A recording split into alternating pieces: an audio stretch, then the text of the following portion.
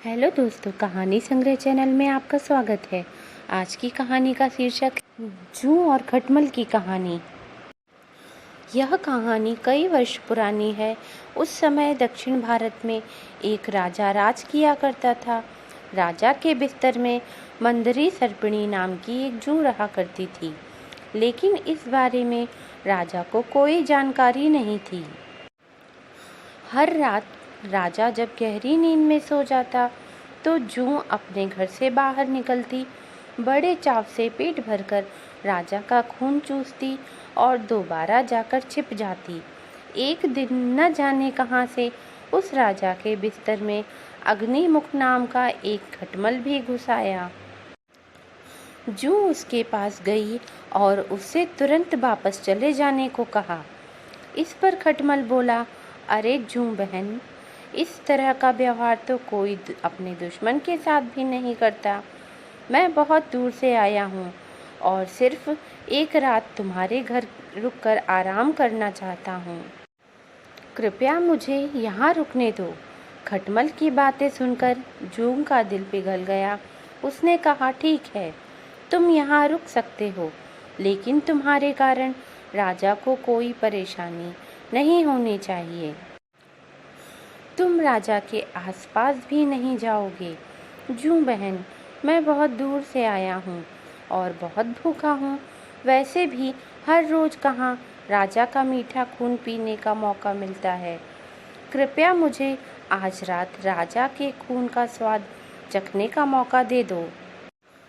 खटमल ने विनती करते हुए कहा।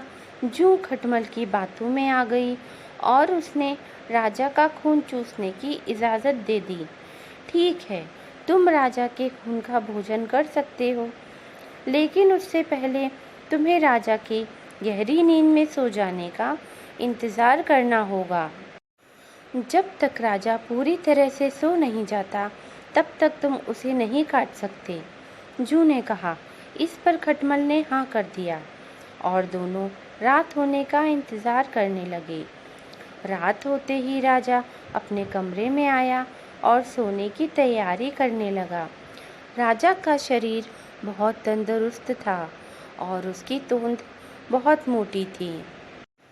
यह देखकर खटमल के मुंह में पानी आ गया। जैसे ही राजा बिस्तर पर आकर लेटा, खटमल ने ना आव देखा ना ताव और सीधे जाकर राजा की मोटी तोंद पर जोर से काट लिया और फिर दौड़कर पलंग के नीचे छिप गया। राजा दर्द के मारे चीख उठा और तुरंत अपने सिपाहियों को कमरे में बुला लिया। राजा ने सिपाहियों को आदेश दिया, सिपाहियों, इस बिस्तर में जरूर कोई खटमल या जूं है। उसे तुरंत ढूंढो और मार डालो। राजा के सिपाहियों ने बिस्तर पर ढूंढना शुरू किया तो उन्हें बिस्तर में छिपी जूं मिल गई। उन्होंने तुरंत उस जूं को मार डाला और खटमल बच निकला। इस प्रकार खटमल की गलती के कारण बेचारी जूं मारी गई। कहानी से सीख। दोस्तों, इस कहानी से हमें यह सीख मिलती है कि हमें आंखें बंद करके किसी अजनबी पर भरोसा नहीं करना चाहिए।